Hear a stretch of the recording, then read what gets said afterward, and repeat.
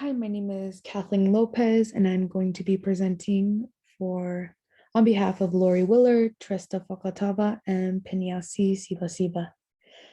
And our social action presentation is on to Mauna Kea. I'm going to start off with a quick video, which is going to introduce you to all the raw emotion of Mount Mauna Kea and the movement behind it. Yo, my brothers, where's your hearts? Where's your hearts? Let them be. You choose money over us, Kanakama Ole. How can you do that? Ayuno Kiakua did that. Not Iggy, not Meakin. Kiakua made that for us to enjoy. Not bomb and desecrate our water. Ale, I give to you. La'i. La'i. How can you be so cold-hearted? Look what we have to do to hold our item. You guys make us do this. Leave them alone. Leave them alone. Please leave them alone. Go back to your Ohana and talk about the desecration of our island. To look up at that Mauna, to wake up at Mauna Awakea every single day and say, I am a descendant of this mana, that reminds us where we come from, because for so long we have been stripped of mana over and over again, with how they banned our language, our dance, stole the lands that we come from. And this is just a continuation of this colonial story here, with what the governor is doing, what the illegal occupying state of Hawaii is doing right now. But it's a paradigm shift. We are living in a time where we have every single possibility to create the change that our kupuna prayed for us to be.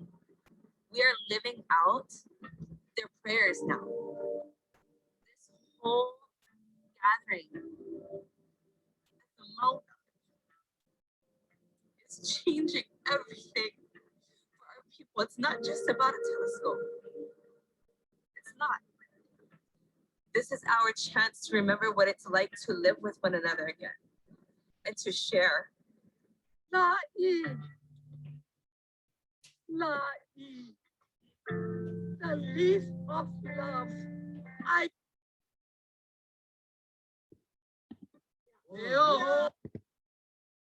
So Lori Willard was able to interview Leigh Cummings, who is a community member. And so what is written in blue are the questions that Lori asked Leigh. So what was your experience on Mauna Kea? It was a very memorable one, very different than one may expect at a protest. It was the exact opposite, where the aloha spirit was felt and exhibited by all.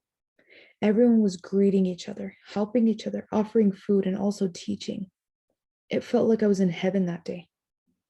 What does kapu aloha mean to you? The word kapu means forbidden, and the word aloha means love. When you put these words together, it has taught us as Kanaka Maoli how to share our political views with aloha in a nonviolent and civil way. Why do you think kapu aloha was critical to the success of the protest? I feel that this brought out the best in us as Hawaiians. Hawaii has always been known as the aloha state, and we exhibited it in that moment to all the world and taught everyone that we can take a stand without being violent and hostile. Why was this event so significant? Was it a tipping point for decades of oppression? I think it was significant because it brought many Kanaka Maoli together and others all over the world together to stand as one. I think it may have been a tipping point after many small attempts of protest. Were there any significant phrases or songs that were shared during the protest? Many songs and chants, several by popular artists in Hawaii that are played on the radio often to remind us of this fight. Was the protest about land ownership? Protecting sacred land, mostly protecting Mauna Kea, but issues of land ownership were brought to light. We were protecting Mauna Kea from further desecration and industrialization, but the underlying and long-standing issue is the theft of Hawaiian crown land. Why were kupuna so involved? Because we didn't want to see more arrests of our young people, especially our young men who are and were treated violently by law enforcement. What else should I know about this conflict and protest? Mauna Kea is part of the Hawaiian Kingdom crown and government lands that were seized at the time of the illegal overthrow of Liliuokalani. Today, they are called ceded lands, but the lands were never ceded. The state of Hawaii claims to own those lands. The road up to the summit is also DHHL lands, but their department has stated that they transferred the road to the state, which is not possible with U.S. Department of Interior approval and consultation with Hawaiian beneficiaries. Phew, sorry for the long-winded answer to your question. It's a century-long trail of corruption. Conflict. So in 1968, there was only going to be one telescope on Mauna Kea. Today, there are 13, with each one being the last one. Permits were required to build a 30-meter telescope, with an additional 20 feet being proposed to build underground. This project would cost $1.4 billion. Mauna Kea is the tallest mountain in the world and held as the most sacred place in the Hawaiian Islands by indigenous people. The top of it is closest to heaven. Kings and queens have worshipped that area, and it's believed it is where Hawaii began. Desecration of the most sacred land in Hawaii became a tipping point as Mauna Kea represented years of oppression and theft of land, which started with the illegal annexation of Hawaii. There is additional concern about what the development will do to the native plants and animals, as well as how it will impact the main source of fresh water supply to the island. It is felt that the technology of the telescopes would become obsolete in a few years, but the 5-acre imprint would continue. For those protesting, this was not about science or the telescope. It was about protection of sacred land and respect for the Hawaiian culture and people. In the protest, indigenous people rose to protect their land. On July 13th, 2019, a group gathered at the bottom of Mauna Kea access road to stop the construction of the telescope. By July 17th, 2019, heavily armed law enforcement agents were deployed, arresting 30 Hawaiian elders and kupuna. Those on Mauna Kea did not consider themselves protesters, but instead protectors. These protectors felt called to be pillars, guardians, and stewards of Mother Earth and the Hawaiian culture. They were not alone. People from all around the world joined the movement and stood in solidarity to Mauna Kea. It was estimated there were 1,000 protectors visiting the site each day. Kapu aloha. The protection of the land was done with the phrase kapu aloha, meaning sacred aloha. Kapu aloha is a way of being. You greet everyone with respect and you speak with respect, especially with those you don't agree with. You are your highest form of self. You peacefully interact with others and behave with integrity and encompass the best values. Teaching others is a big part of kapu aloha. Pu'uhuluhulu University was created so experts could teach classes daily and anyone could take part.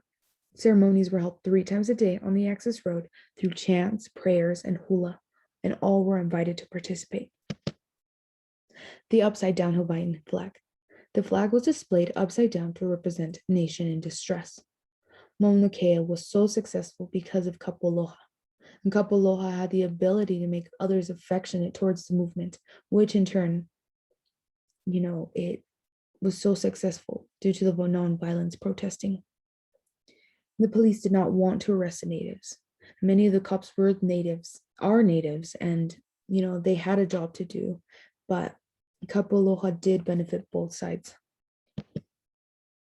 And here's a video that Lori Willard made, and I'm so glad that she was able to make this video, which is so heartfelt.